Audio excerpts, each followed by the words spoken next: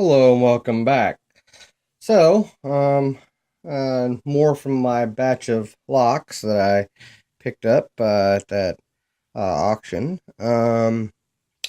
This one is the Slaymaker. It's been soaking. You can tell it's still pretty oily. But thought I would see if I can get into it now. Shackle is moving pretty good, and looks like let me grab a different wrench there. Yeah, looks like I'm getting a little bit of movement there off of the a little bit of movement there off the plug. So, um, should be able to see what we can do with this. It is a wafer tumbler. Feels really sticky in there still, but thought we'd give it a shot. And if it doesn't work, then I won't post the video and I'll soak it some more.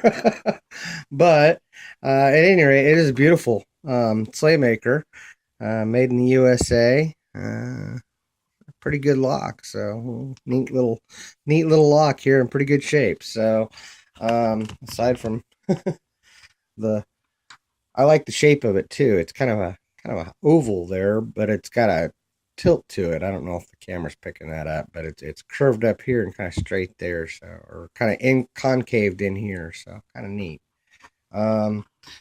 Device here, and let's see what we got. We can get it open anyway.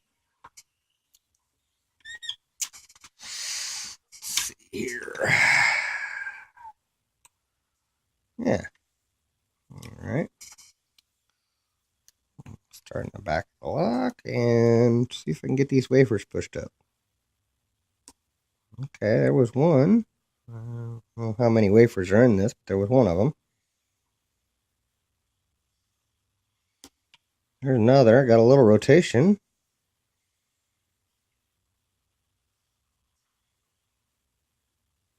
Trying to work these up because they are sticky.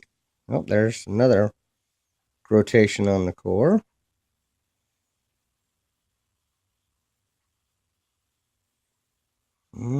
Kind of gunky in there.